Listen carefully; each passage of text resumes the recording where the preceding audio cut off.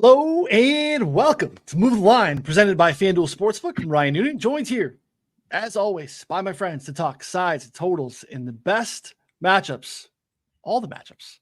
Super wild card weekend. Connor Allen, what's going on, buddy? Not much. Feels good to be back in the studio, hanging out, talking here, not dealing with, pool jazzercise going on in the background or, potentially, the maids coming in, dropping off some margaritas, but it's good to be back. The weather is Oh, man. absolute horseshit though. I know. What a tough life, right? It's God, I'm so yeah, sorry that happened to you, man. I You know. I okay? know. I'm recovering. This weather's Okay. helping. 0 degrees. It can't get much better than this, Yeah. It's going to be cold in the Midwest this weekend. We'll talk about that here in the show. If a game happening there, obviously, here in the spot, as always. Sharp Clark, what's going on, my friend? Not much. Yeah, every year my friends from Texas come visit me in Denver in January, and so it's gonna be a cold one this year. I'm like, bring your coats. Like, we don't have coats, so we'll see what happens. We do our best here. We talk about all the games. Obviously, we only have 6 this week. We will continue to be here every Wednesday, 4 p.m. Eastern, on the 4for4 Bets YouTube channel. You should be able to find the podcast in your feed later on Wednesday evening. Subscribe to both so you don't miss a show. This is free content. Supporting it by subscribing either to the YouTube channel at 4for4 Bets or the podcast goes a long way in helping us continue to bring you the best content and tools in the industry here at 4for4. Take a second to make sure you hit the thumbs up or comment in the video. Let us know what your favorite bet is here for Super Wild Card Weekend. We appreciate that very much. If you want to talk props, we could do that on Friday afternoon. Prop Drop Show, same channel, same podcast feed. That is on Friday. We're typically 3 p.m. Eastern. We might have to move that around. John Hyslop is our prop guy that jumps in with Connor and I on Fridays. He is on vacation. Not quite sure if we'll have the same spot. But again, if you are subscribed, you won't miss it. We'll tweet that out so you'll be able to have all that information as soon as we have it there as well. You can still scoop up a betting subscription. Obviously, we're rounding up to the end of the year. That betting subscription runs through the end of February. So you'll get all of the NFL stuff here through the playoffs. And then you want to bet NBA with us, MMA. We're doing all that as well. Just to, dip your toes in the water, get a sample of, what the in-season stuff looks like from us. Get into Discord, get all the official plays that we have. We're pushing out some props today. Obviously, Clark got in early and scooped up some good lines here that we're going to talk about today. I think it gets you access to all the tools. So if in season you want to grind your season-long league, you do best ball. Best ball season starts very soon. As football ends, we had a little bit of break, and then best ball starts right after. So we cover all that for you. You can get a taste super cheap. Head over to 4for4.com/plans. The betting sub, again, access to everything, $19.99 for just a little bit longer for the season. So all that here is in the show notes as well. If you like to bet golf, I have no pride. I'm a shill for the golf product that we do as well. You can go over to betsportsgolf.com. You can find out some great ways to get that access for very cheap. We are now picking up on the golf side as well. Jump in my DMs if you want more information on that. Great sport to bet on. All right, gentlemen, 6 games. We got 3 days. We got a little bit on Saturday. We get, people are mad that you get the Saturday Peacock only game, which I think is interesting this week too. And then you get the Monday night capper with the Eagles and Buccaneers. But let's get started here. And let's talk Browns and Texans. First game of the week. Browns a 2.5 point favorite here. But we're at like minus 115 or higher in most spots. It's briefly touched 3. On Monday, it was an immediate buyback there, and it's held at 2.5 cents total at 44.5. It's a rematch from Christmas Eve. Browns closed there as a 3-point favorite. As the game that Amari Cooper went absolutely bananas. Game that Connor had the ladders and the props there and took that one to the moon. Browns won 36-22. Houston scored a couple of garbage touchdowns late to make it closer. But again, no CJ Stroud in that one for the Texans. So it's almost like just none of it really matters. Both teams are also missing some key defenders on the defensive side as well. Most of you either already returned or should be returning this week. So very much a different game, even though it was recent, than what we saw just a couple weeks ago. Clark, I'll let you get started with Texans and Browns. Yeah, so I think the primary thing that my mind has kind of gone to in this game is that the Browns defense is just a little bit overrated. And I understand that they're very good, but a very good defense can be overrated. They've put up really good numbers for good reason. They are well coached. They have players at every level that can make plays. And I really like them. But if you look at the way the metrics have fallen, and a lot of people cite things like, well, their home and away splits are significant. They've been much better at home than on the road. It's not really so much about, well, we're playing at home, so we're going to be better. That's not really the important thing. It's the matchups they've had. So some of these matchups at home, they played in week 1, they played Joe Burrow and the Bengals in that bad weather game where Burrow had, a calf injury and couldn't move. So he was just throwing the ball from like a stationary spot the whole game, throw that game out. Tennessee, Ryan Tannehill and a banged up Titans offensive line did nothing against them. When they played Baltimore, Lamar Jackson was okay, pretty decent. When they played the Niners, that was a bad weather game for Brock Purdy in which CMC and Trent Williams all got hurt in the game. And we've seen that Purdy is especially sensitive to, 1, losing those guys, and 2, playing good defenses. So them underperforming was somewhat predictable. Clayton Tune, one of the worst quarterbacks that ever started a game this year for Arizona, 2 games against Kenny Pickett. They had a game against Trevor Siemian and the Jets. And when you look at the games that they played against somewhat decent quarterbacks, they've been beatable. Like not excellent, but like Stafford, Geno Smith, Russell Wilson, even all these guys did fairly well against the Browns defense. And I put CJ Stroud at probably the very top of that range of quarterbacks that they've faced. I'm not worried about CJ Stroud, first playoff game as a rookie. Like, he's shown poise time and time again all year. And he has the mental game on display every week. If you watch him, you see it. I'm not worried about some kind of flop in the playoffs just because he's a rookie. So yeah, I think the Texans offense will have some success here. The problem is Joe Flacco's also had some success. He's been streaky, but he's throwing the ball downfield and putting it in places where his guys can make plays. And so that's, key. They're going to be playing in a dome, so those deep throws are going to work. Amari Cooper looks healthy. But I still think that at home, with the better quarterback, I think the Texans are the side, even as small underdogs. And so that's where I'm leaning in this game. Yeah, 2.5 is an interesting line. I'm not surprised that we get the buyback at 3. Connor, what are your thoughts on this one? It's really tough because Clark touched on it a little bit, but just the deep ball and the willingness to throw deep here for the Browns is really unique. So we saw in the last game here, Houston 25th in explosive pass rate allowed, and we saw them just to consistently expose them deep. I think that's a massive issue here too. We also saw the Houston Texans running game last week show a little bit more cracks than normal. I think that a lot of that had to do with Indianapolis just running the ball a little bit more creatively, as the Texans run defense has been better, or been really good all season until then, basically. But I mean, I just keep going back to, we know Flacco, their pass over expectations spiked massively ever since he took over. We know he wants to push the ball downfield. And so I struggle to think like, okay, they're going to kind of shut this team down. Now, I do think that the Texans are going to find some success offensively. There are some unique splits with CJ Stroud. We touched on it last week against the Colts, how he's been much better against cover 3, much better against zone. His splits against man, not quite as good. And I think that's a little bit concerning, especially when you're shorthanded receiver wise. So like if they had Tank Dell, if they had Nico Collins, if they had kind of that whole, allotment there, it would be good. Now we're looking at just probably Nico Collins, Noah Brown, TBD, Robert Woods, TBD. I think that they can get by with that. I think CJ Stroud is good enough to get by with that. So that's kind of what has me leaning over here, like primarily on the basis that I think Cleveland can attack the ball downfield, and I think Houston will have some success keeping up, and the splits won't be as dramatic as they've been all season. But yeah, I think probably my favorite spot here would be the over, because I think the spread is about right. I think 2.5, 3 is about right here, because the Browns, just in my opinion, have a pretty significant advantage there.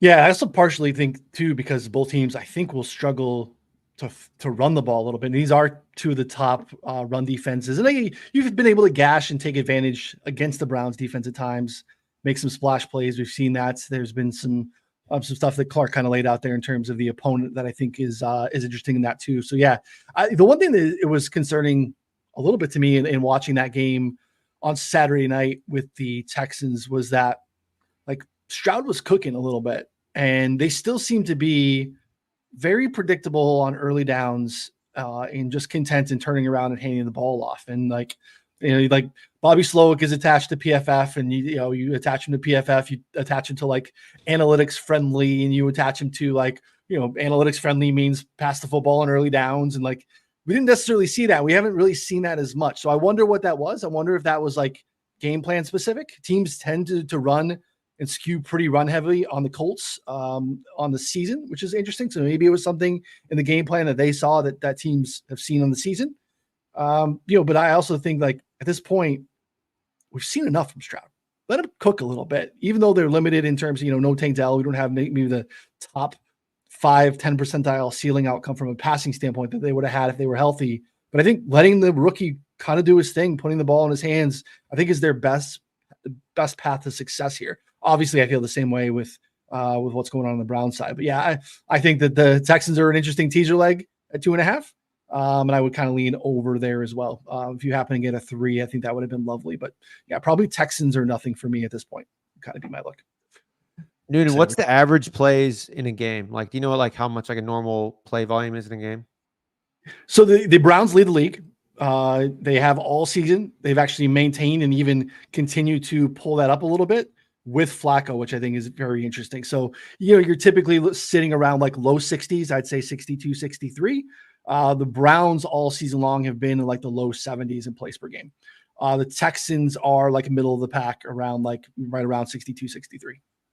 Yeah, because so the last time these teams met, I think I counted over 140 total plays between the two teams combined, which seemed abnormally high, relative. And I thought that was an interesting point as well. And I was wondering if that will transfer over here, especially with Stroud. I mean, that was with Davis Mills, Case Keenum. So, yeah.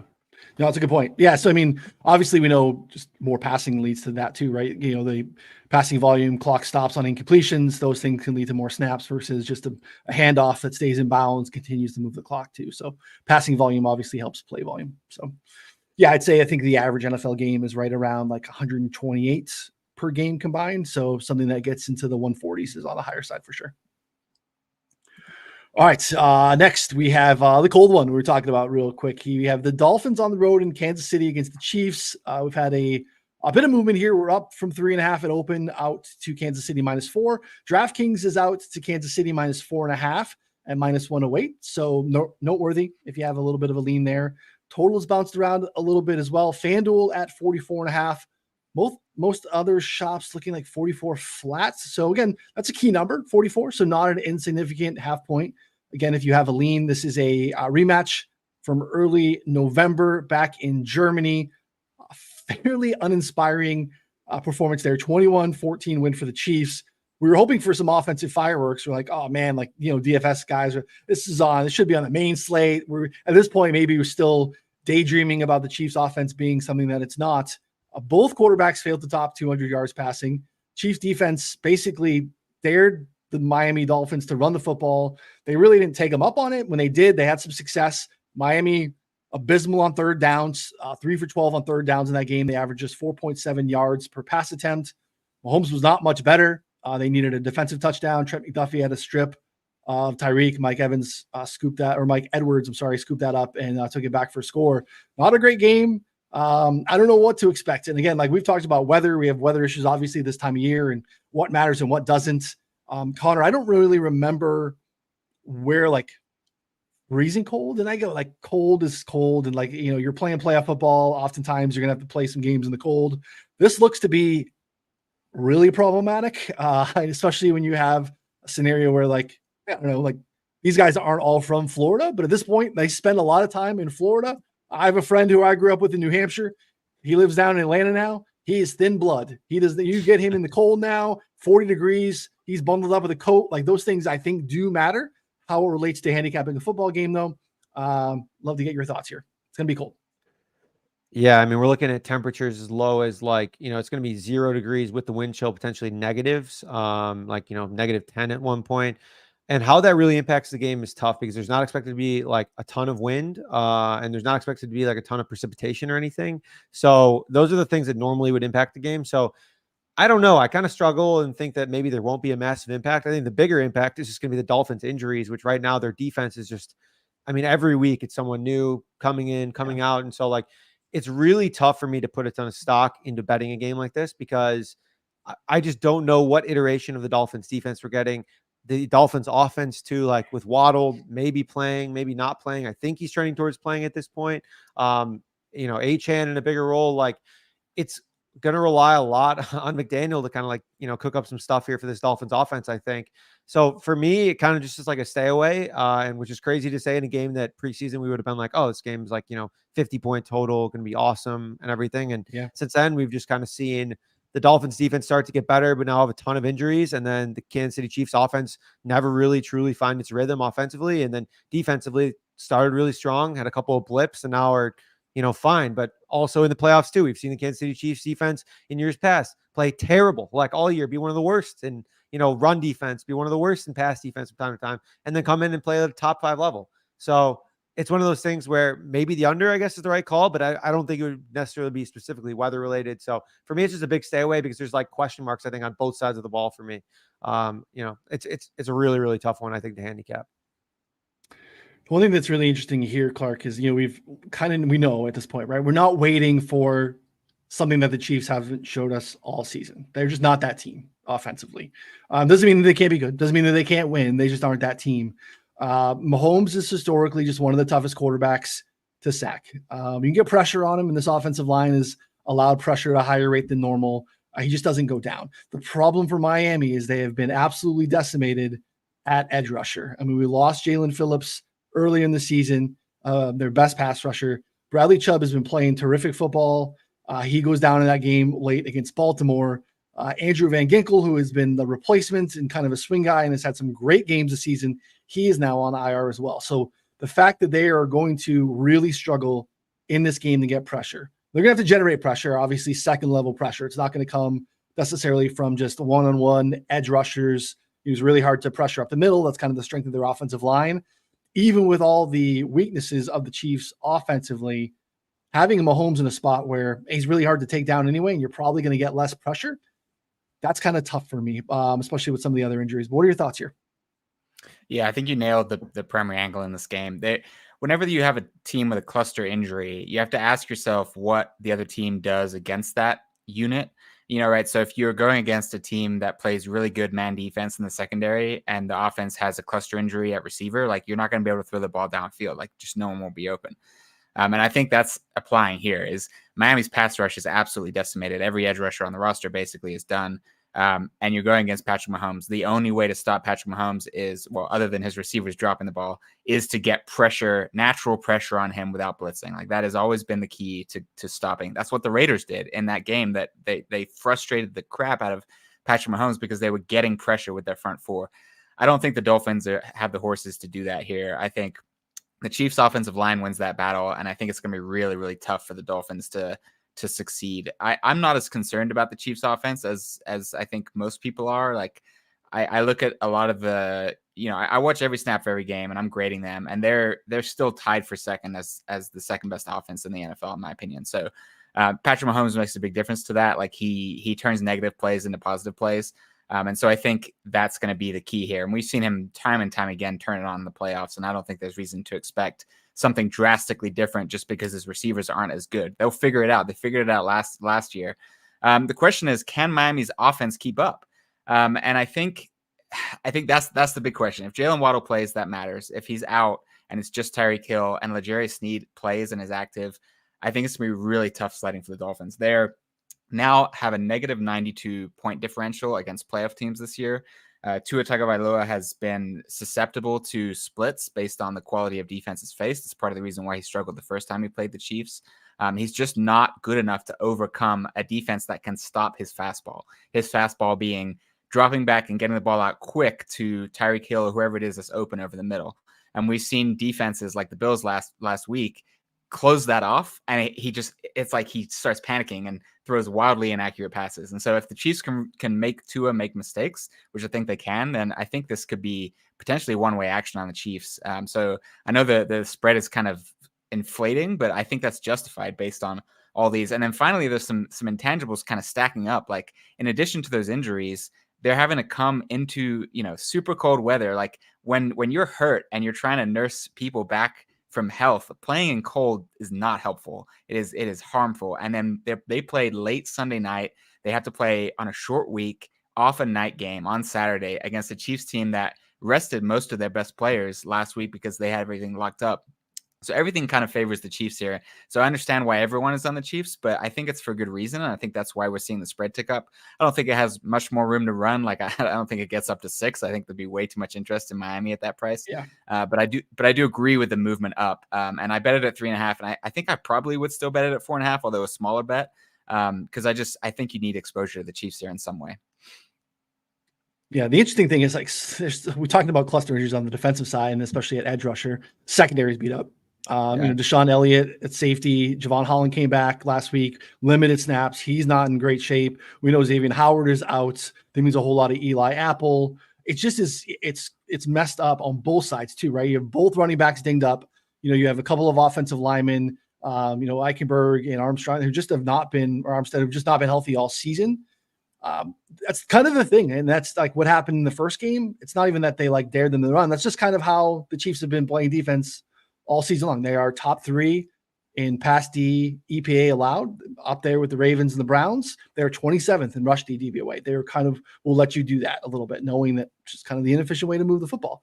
And unfortunately, with the injuries of the offensive line and at running back, the Dolphins aren't really equipped to like just kind of lean into it and say, hey, you know what? This is what we're going to do today because this is what you're going to give us and we can do it. I just think they're going to have to lean onto it to move the football to keep up here. And yeah, it's Chiefs or nothing for me for sure. For obviously 4 to 4.5, leave yourself out with the push with, 4 sometimes being, mattering a little bit. But yeah, I kind of agree with Clark. I mean, if you got a 3.5, I think you're probably feeling pretty good. We convince you at all, Connor, to get on the Chiefs? Yeah, I think so. I mean, like we're looking at -4 on FanDuel. It's just like one of those things where, well, one, I love the Dolphins. I just always have. I have a soft spot in my heart. I want to back them. Like, if everyone is healthy, obviously I would love this number here for the Dolphins. But then I think the spread would probably be 3. I think if everyone was healthy, maybe even a 2.5 here. And so, yeah, I just can't back it because, like, in my mind, the only way that Miami pulls this off or covers is like Vic Fangio reaching deep in his bag and somehow just basically dropping like 8 guys into coverage like every play and somehow like confusing Mahomes, which again, very low chance of that happening. And then same with on the other side, like somehow McDaniel pulling together a game plan with a beat up offensive line that he can execute against the Chiefs. So like it just seems like the possibilities of how they get there are really slim. So yeah, -4, I think it's probably look on the Chiefs. My biggest concern as a Chiefs bettor is that they struggle in the red zone. They've had that happen to them a few times this year where they move the ball down the field and then they can't punch it in. And you're taking 3 points each time against Miami. I don't think you're going to cover 4. So that's my biggest concern.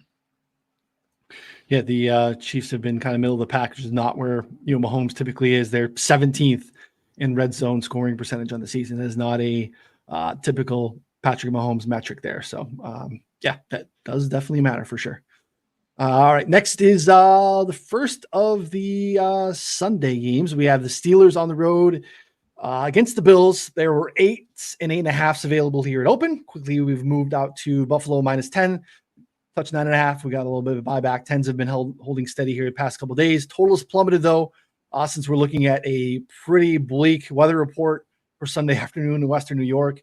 Windy and snowy throughout. Total is down from 41.5 at open. 36.5 are out there now. An absolutely wild ride for this Bills team this season. Even on Sunday night, we got like the full Josh Allen car wash experience.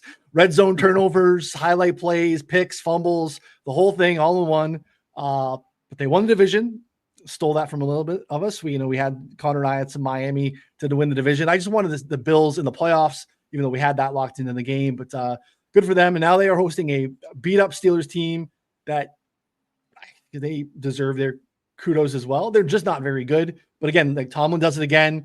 It's just hard to be really bullish on a team that is going to go out without their best player. TJ Watt got injured. They lost consecutive home games in December to the Patriots and the Cardinals.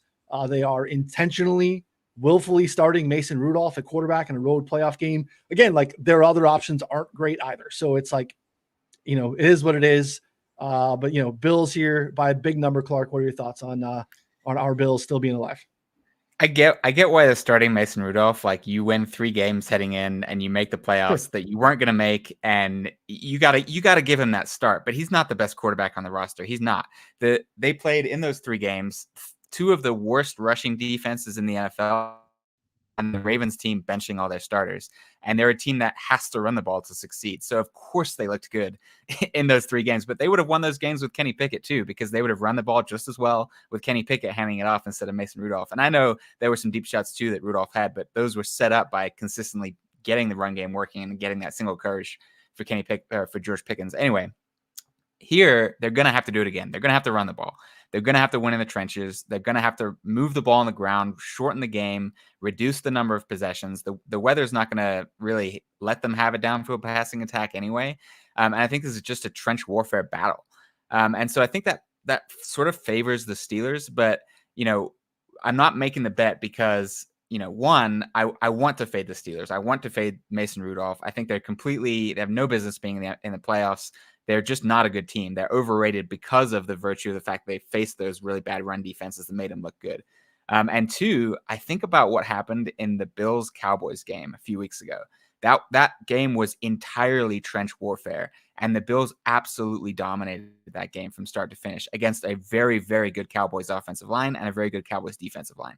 Now, the Steelers defensive line is playing without TJ Watt. The offensive line's been playing well, but I think the Bills defense is a little bit underrated, and I think without any threat to pass, I think they can really load up that box and stop the run. And if they do that, I don't see what Pittsburgh's, option B is. So this is a game where a shutout is on the table for the Bills defense. It won't take too much for the Bills to win, but covering 10 is just too much for me to get involved. So this is a pass for me. I think the spread's right. The total's crashed, which is right. So I'm just sort of saying, well done, market. You figured it out, and then enjoying the game and hoping the Bills advance for my Bills Super Bowl ticket. Sounds like you got a little room for a Steelers team total under with that shutout statement. But yeah, I don't disagree with a lot of it. There's not a lot of upside here. Maybe alt under Steelers 3.5 points or something. Yeah. Yeah, I like it. Yeah, Connor, where are you at here? Yeah, I think just to further quantify the weather here specifically, like what we're looking at right now is wind speeds consistently in the 20 to 25 miles per hour range, which we know matters. We've anything after 15 miles per hour, it starts to matter. 20 plus miles per hour definitely matters on deep throws. And then, gusts up to 40 to 50 miles per hour, which absolutely impacts deep throws. I mean, you're talking about he throws the ball into a gust, and the ball's just going to die.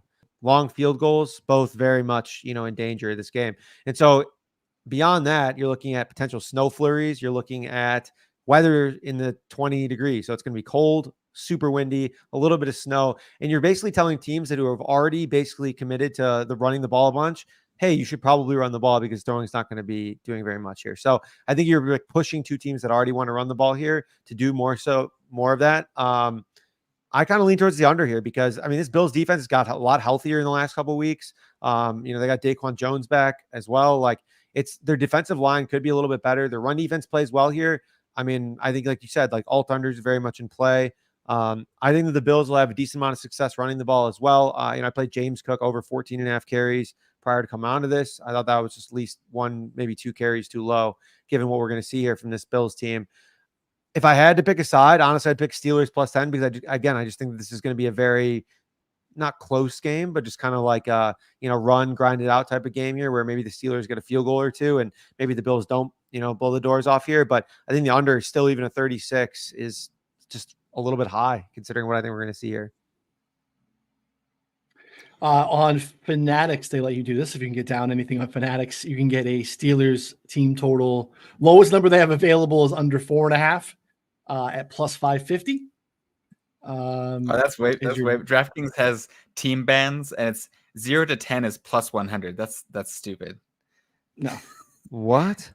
It's stupid. It's like why? Dude, DraftKings has been on some shit lately, man. I'm like with the Super Bowl anytime touchdown odds, those were absolutely outrageous too.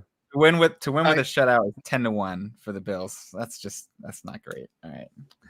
I would have predatory behavior today too. DraftKings again. Shout out FanDuel. Like you can't.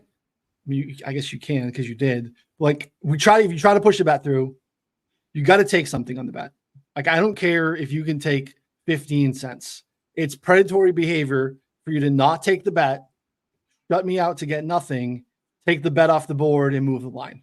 You are using my information for free to then move the line. That is predatory behavior and it's shit. Stop doing it. You're not going to because no one's holding you accountable for doing it. So you're going to keep doing it, but it's absolutely garbage and feels like it should be against whatever the rules are. That feels against the rules. That is not cool. Also, they took away, I'd noticed this just now since I came back from Mexico, they took away the max wager thing. At least mine is you're that way too. So they put it on there where you could start typing the number like FanDuel does, and it would give you a max wager and tell you how much you could bet, which I was like, oh, this is great. This is what I would have been waiting for forever. And they got rid of it. It's like, oh God, it's horrible. It's terrible. Only redeeming thing you've done, you took it away. So like, we'll have a couple of things around these two teams here briefly. The Steelers real quick, like we'll have to have the offseason to talk about it, but like you're kind of in purgatory from like the quarterback position. How can you go back to Pickett at this point? You really can't. Now you're in the playoffs. So like it's really hard. You're not in this position to, sink draft resources in the position. You're going to have to do something in the free agent market or roll out a season with Mason Rudolph or try to sell your fan base on Pickett just wasn't healthy. I don't know what that looks like. That's not fun. The Bills, like we want to be biased on the Bills. We have, Super Bowl bets on the Bills. And maybe they're just playing better, like all around football, but like Joe Brady at the offensive coordinator position, we made the change with Ken Dorsey. He's getting a lot of credit for some of the change, and they've been like just a little bit worse at everything across the board. A lot of key statistics since he's taken over. Now they're playing a little more balanced football. They're getting a little bit more healthy on the defensive side of the ball, but like look, yards per play, points per drive, success rates, EPA per drive, they're all down massively. I mean, EPA per drive is like half of what it was under Ken Dorsey. And then again, like it's just for this team, it basically is, can they play defense better than they were early in the year? And can Josh Allen not turn the football over in bunches for them moving forward? But just interesting to see kind of how they evolve and, into being a actual Super Bowl contender more so than having to get past the Steelers. So again, something you really can't find out ahead of time until it's happening. And hopefully, teams get hot in the playoffs. And this team obviously is, we think is equipped as any to go ahead and win this whole thing. So interesting to watch. All right. Next, the Packers are on the road in Dallas against the Cowboys. This opened at 7. We're now out to Dallas -7.5. Although on FanDuel, DraftKings, and Caesars, we are like -105. Total's been bet up from 49 at open. We're basically 50.5 now across the board. We all like the Packers to make the playoffs in the preseason, so yay us. But this is a big ask for a young team on the road against a team that's played really good football, especially at home this season. But hey, the young team gets to cut their teeth a little bit and gets a taste of it here. Clark, I'll let you get started with your Super Bowl pick in the NFC at the preseason, Packers and Cowboys. Not giving up. Packers winning outright. Jordan Love is going to deliver the road victory in Dallas this weekend. He has been phenomenal. And I think like you have to understand the process. Like if you're the Packers, this has been a process. You put Jordan Love in there. You've got no real weapons to speak of. You got a bunch of young guys. It's going to take a while. And if you look at the first, 8 weeks of the season dealing with a bunch of offensive injuries, like they were inconsistent. They were not good. But Love was making some deep plays. And so the thought was, okay, well, let's see what happens. He's got a low success rate, high EPA. Let's see what happens when some of those don't connect. Well, since week 9, he is top 3 in the NFL, all the NFL in success rate, EPA per play, and PFF grade. He's been a legitimately top quarterback for a span of, 8, 9, 10 weeks. And he's doing it with weapons that are just not that great. And his pocket presence, the way that he is able to understand where the defender is without looking at the defender, the way he's able to shift his arm angle to make a throw even in the face of pressure, has enabled him to make these throws. And I think the offensive line is playing really well. I think the run game is playing really well. The Cowboys defense is frankly overrated. They've done most of the damage against bad teams, kind of like the Browns. And if you look at all of the teams they've played that have a pulse on offense, they've all scored, I don't know what about they've all scored. They've scored an average of at least 26 points against them. And so I think the Packers are going to score here. They're going to move the ball. They're also going to shorten the game. Like the Packers take forever when they run their offense. And so they march down the field. Like, remember the Chiefs game? The Chiefs literally got 2 offensive possessions in the first half because the Packers just chewed up the clock the entire time. And so when the Chiefs had to settle for field goals, it was 14-6 at halftime. So on offense to win, I think they have to be perfect on offense to cover the massive spread. And I think the Packers defense, while, huge questions abound for Joe Barry, they have played a little better since Jair Alexander came back and some other guys came back from injury. I think they got their swagger back, even though it was against 2 kind of mediocre offenses. So I think if they can just make a few plays here, disrupt things just a little bit for this Cowboys offense at home, which I know is a big ask. The Cowboys have been great. Then I think this is a game that gets real tight late. And I think, from what we've seen from the Cowboys, we've seen them struggle in the playoffs. Like, it's a mental game at this point. And I think the Packers are playing with nothing to lose. They're further than they thought they would be this year, and they believe in their guy. And I think that's going to go a long way. So this is my favorite bet of the week. I like the Packers against the spread, and I really hope they can win outright, because that would be fun too. Love it. Love the conviction. Yeah, I mean, I think this game is going to be entertaining to watch. I do think, if we can get a good injury report with some of the offensive weapons for the Packers, I think that makes it definitely a little bit more competitive here. Connor, what are your thoughts on Packers Cowboys? Yeah, I think I agree with a lot of what Clark said here, especially offensively for the Packers here. I mean, Dallas dead last in rushing success rate allowed. We've seen them get dominated in the trenches, defensively there like plenty of times, especially here against the Green Bay team that I think will try and run the ball and have plenty of success doing so here. Aaron Jones looks healthy and good. Like, I mean, when he's healthy, he's one of the best running backs in the league. It's just that he's it almost never helps healthy. having AJ Dillon out too, right? Like, I just feel like there's a different, like, you don't feel forced. They're going to give him. Is there anyone better than Aaron Jones at turning 4 yards into 8 yards? Like, it just, you're like, oh, he's going to get tackled. Oh, wow, he got 8 yards. Like, he just does it every time.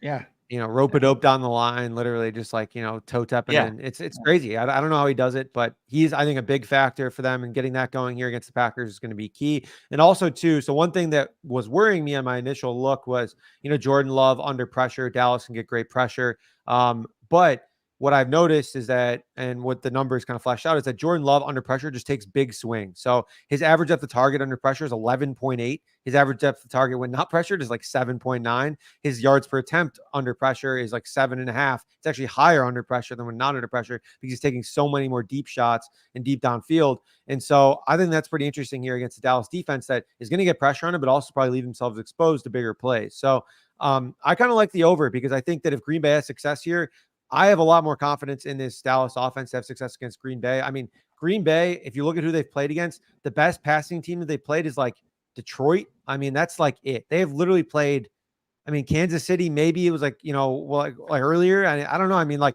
I don't even really consider that to be in the same caliber, though, as what we're looking at with this Dallas passing offense when they're clicking. So one of the things that I thought about and had like kind of flashbacks of was week 1 Packers Vikings 2 years ago, where Justin Jefferson was lined up against a linebacker for half the game and went for like 200 something yards. I think that is very, very much in the range of outcomes here for CeeDee Lamb against this Green Bay defense, because Joe Barry doesn't give a shit about that. And they've done, I think that's a very potential range of outcomes there. And the Green Bay run defense has been, fine for most of the year. So I don't think that Dallas specifically tries to, attack them on the ground here. So I like both teams to have a lot of success offensively. I think the one concern is like what Clark brought up. Maybe, they chew up, maybe the Packers chew up too much clock with their running game. But I do think that the whole pressure aspect and Jordan Love kind of being able to just make plays downfield, I think helps the over either way. Either he's throwing picks or, trying to force the ball downfield with big completions. I think it's good either way. So give me the over here at 50.5. Yeah, big number. But, if you're going to have some big plays, if Clark's right, I mean, obviously that it probably does help the Dallas offense, because I think they're better when they're forced to push and be, pass heavy too. I think they're more efficient, and you unlock CeeDee Lamb, who can absolutely go berserk here too. So, yeah, I think it's going to be interesting. I think 7.5 is probably, I think it's too much. I mean, I think the half really matters, and I think that's why we see kind of some of the movement and where the line is currently. So, money line, I can't get there, but I love Clark's conviction. What do you got, bud? 2 other things anti-Dallas here.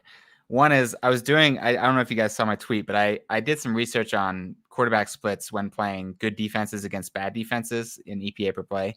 And the results, Dak wasn't very good. He had big splits, right? So he performs worse against good defenses. That doesn't apply here. Obviously, the Packers bad.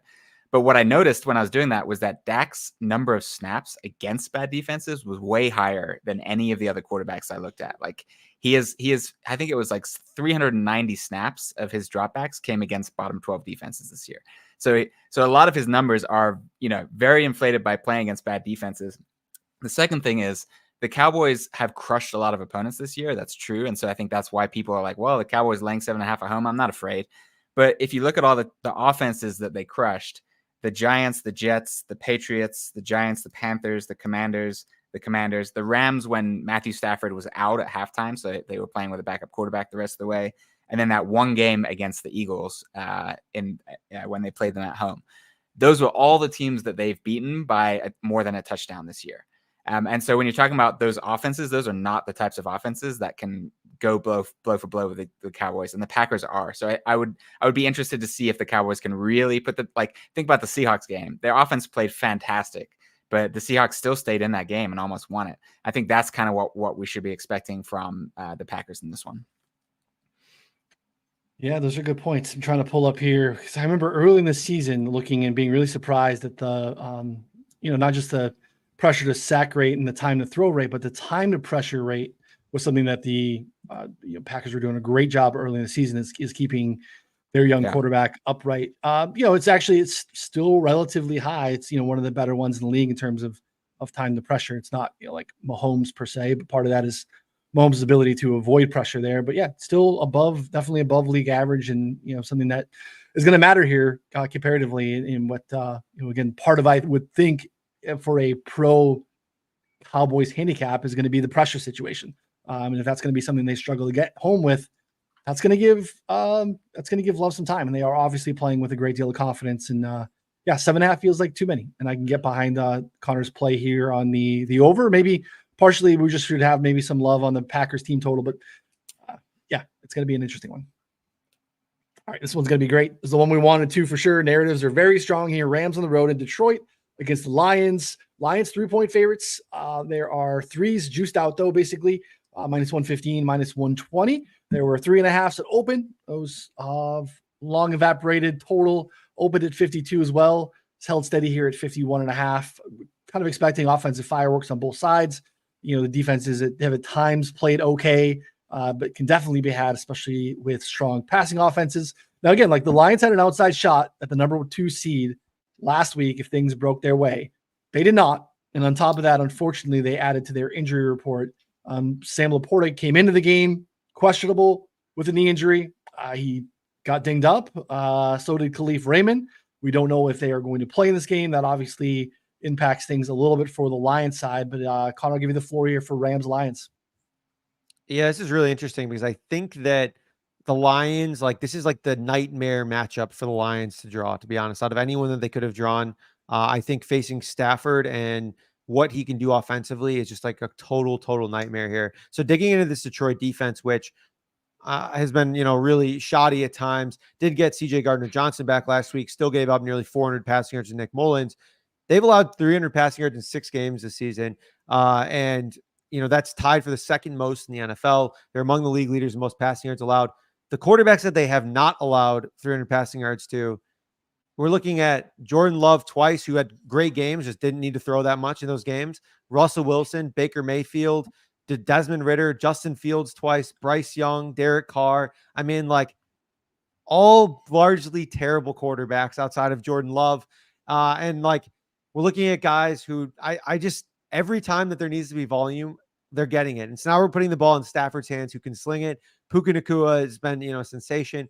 Cooper Kupp looks to be revitalized after I was worried that Father Time kind of bit him there, mid-season.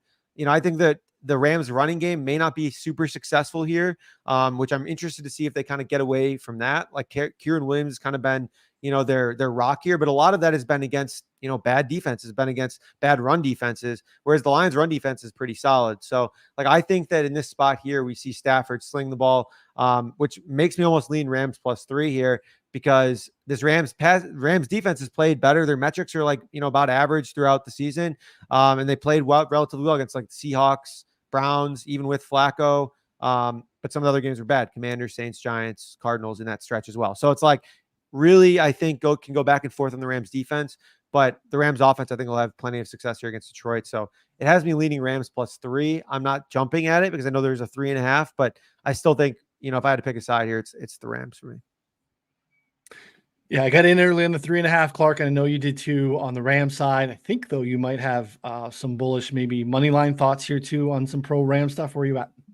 Yeah, I took 3.5 and the money line for the Rams because I do think this should be a close game. The coaching and quarterback advantage for the Rams, I think, pushes me on because, in a tight late game scenario, I want Sean McVay and Matthew Stafford over Dan Campbell and Jared Goff. That's what it comes down to. And I know that's an overly simplistic way to look at it, but even on the road, even in Detroit, Matthew Stafford has the experience in the playoffs, and McVay, like there's a lot of stuff here that, I go by the metrics, and my metrics say this should be 2.5. So I'm seeing value independent of any of this stuff that I'm about to talk about. But on top of that, you listen to Sean McVay in the offseason, and there was some talk about him retiring last year. And if you listen to the Play Callers podcast, like you hear his passion for the game. And I think there was a moment this offseason where he decided, no, I'm gonna come back, and I'm gonna give it a go.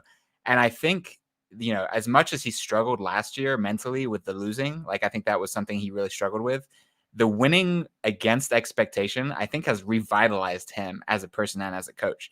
And so I think you got that. You've got, his desire to prove that he was right for trading Stafford for Goff, his familiarity with Goff, like, that he's going to be talking to Raheem Morris about like how to set up the, I don't know that McVay probably would make a good defensive coach. We don't think of him as that, but I think more than anything, like he knows Goff's tendencies. He's going to be in the film room with the defensive guys, like talking about like, oh yeah, like this happened when he was in LA, like this, and this. And I think this is like, the Super Bowl for the Rams, right? That they're already beyond where they thought they would be. And I think if they can win this, is like, so big for them. Whereas the Lions, it feels like they finally did it. They finally won the division, like the celebration, the tears, the emotional climax of getting back in the playoffs, like sustaining that week after week might be a bit tough, especially when they're big favorites against what I think is an equally good team. So I really like the Rams narratively here as well as metrically. It's a very popular pick. I feel like a lot of people like the Rams here, so it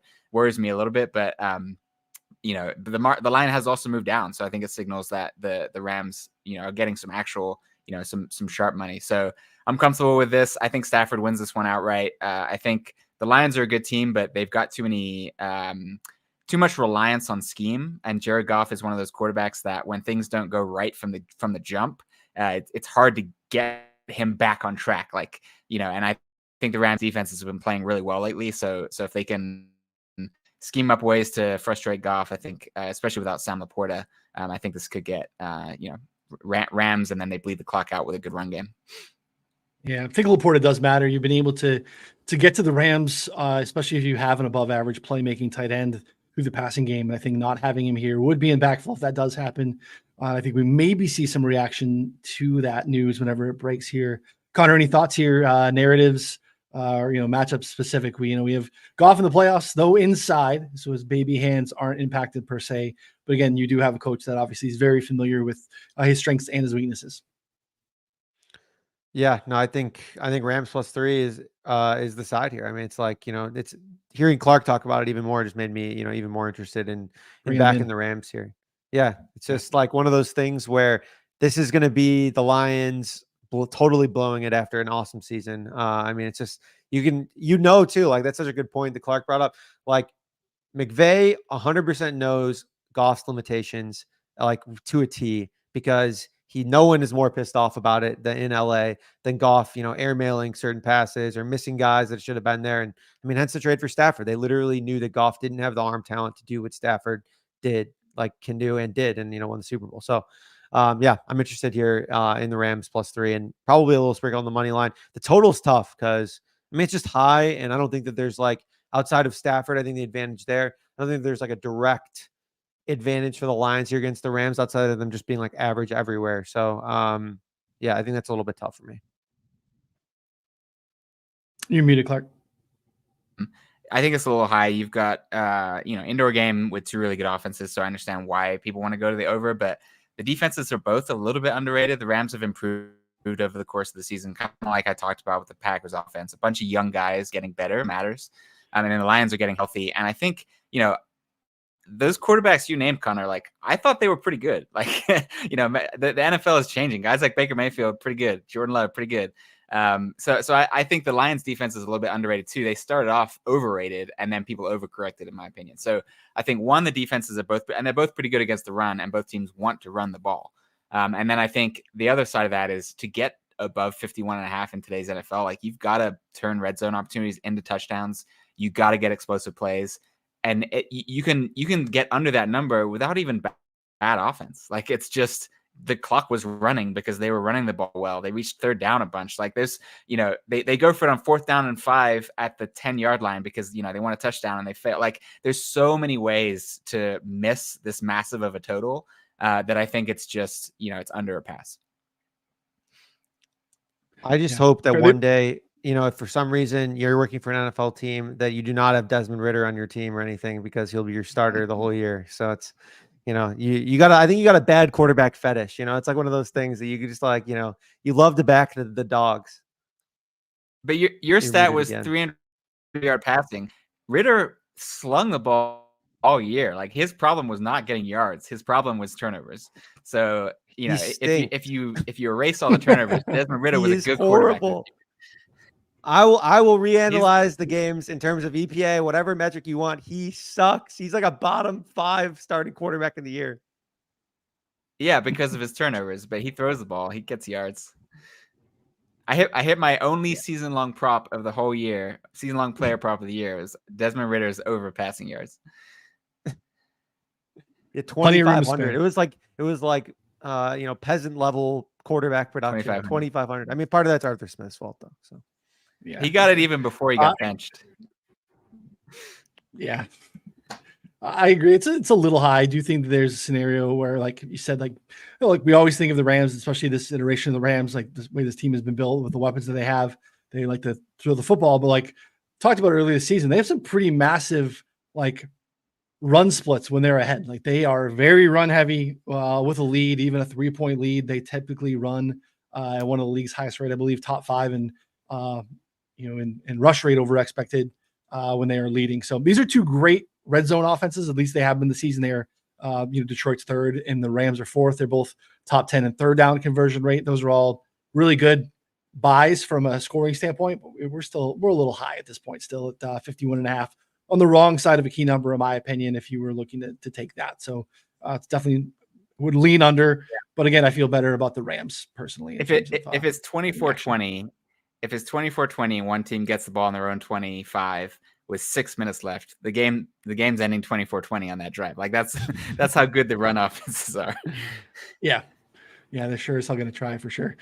Just interesting. Teams haven't really run with volume against the Lions this season. Part of it is because you don't have to. You can pass against them. Also because the game script doesn't really allow it to. As they've seen, I think the least amount of volume in like rush attempts against. Now they've been really efficient. Again, I think they've led the league in yards per carry allowed, and like from an EPA standpoint, they're like a top 5 defense on the ground. They've faced very, very little volume because of the way games have gone. So interesting to see what happens there if Kyren Williams is to bang his head into a wall over and over again. Definitely the path of least resistance against the Lions is through the air.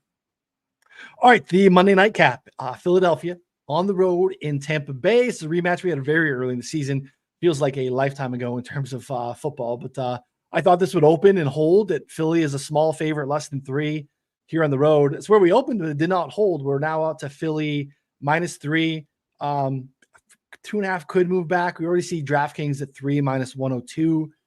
Total has been bet down as well. It's hovering around some key numbers, 44, 43.5, which I think matters if you have a lean there as well. Both of these teams have absolutely backed into the playoffs.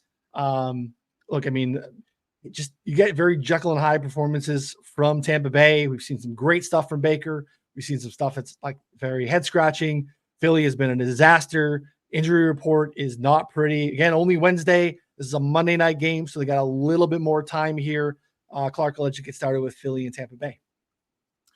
This is kind of the ugly stepchild of the week in football. Like, nobody really wants to watch this game. We have to wait till Monday night. Tampa Bay doesn't really. They're not a good team. Like, they've had some good games. Baker Mayfield. It's really nice to see Baker Mayfield revitalize his career and establish himself as a legitimate starter in the NFL. So that's a good story. But their defense hasn't been great, which has historically been much better. Granted, they've dealt with a bunch of injuries and they seem healthy, but even then, I just think they're a step slower than they have been in the past. The blitz isn't getting home as much. They're just not able to frustrate offenses the way they have in the past. So it's going to be on Baker Mayfield. Fortunately, the Eagles defense also hasn't been very good. So we could see some success for the Bucs passing game if the weather is fine.